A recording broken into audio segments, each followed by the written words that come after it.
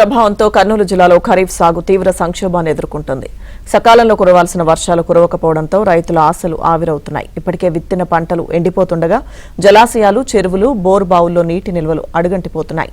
పంటలను ఎలా కాపాడుకోవాలో తెలియక అన్నదాతలు తీవ్ర ఆందోళనలో ఉన్నారు.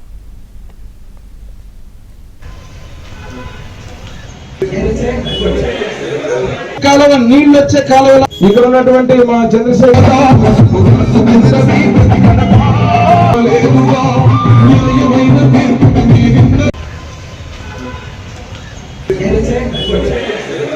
కాలువ నీళ్ళు వచ్చే కాలువలో ఇక్కడ ఉన్నటువంటి మా చంద్రశేఖర్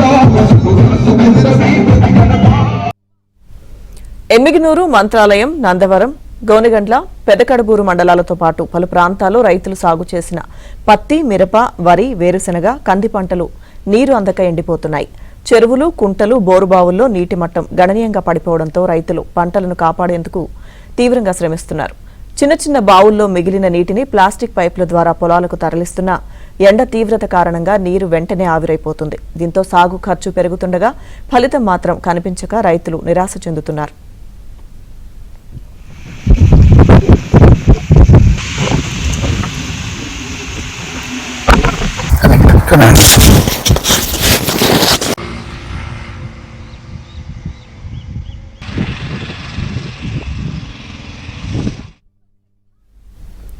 పెరిగిన ఎరువుల ధరలు కూడా రైతులపై అదనపు భారం మోపుతున్నాయి. వెంటనే కరువు పరిస్థితిని ప్రకటించి పంట నష్టాన్ని అంచనా వేసి రైతులకు ఆర్థిక సహాయం, విత్తనాలు, ఎరువులు అందించాలని రైతు సంఘాలు ప్రభుత్వాన్ని కోరుతున్నాయి.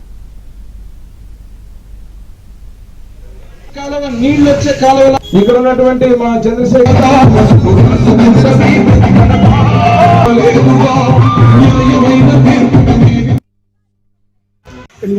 కౌలు చేసిన రైతులు గుత్తకి 1,00,000 రూపాయలు పెట్టి కుత చేసినాము.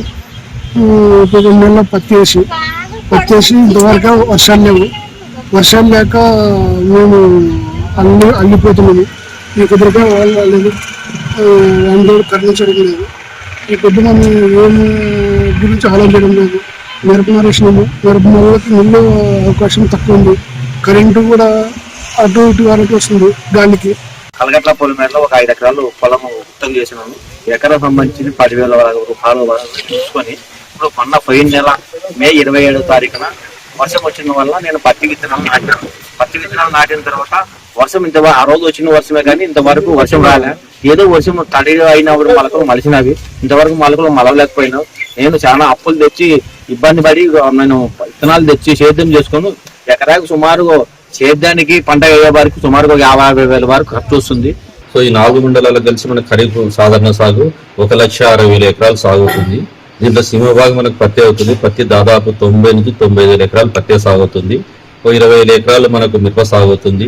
తర్వాత 10,000 ఎకరాలు వేరుశెనగ, ఒక 12,000 ఎకరాలు కంది, వరి కూడా ఒక 10,000 ఎకరాలు సాగుతుంది. అయితే ప్రస్తుతం మనం ఈ ఎల్నినో ప్రభావం ఉంది కాబట్టి రైతుని వరి వేసుకోవద్దని చెప్తున్నాము. అలాగే తోటల్లో, ఖాళీ పొలాల్లో కూడా పెల్లెటైజేషన్ అంటే విత్తన గుళికలు మన పొలంలో చల్లుకుంటే అవి వర్షం పడినప్పుడు ఆ తేమను తీసుకొని అవి సాగు మొలకెత్తుతాయి.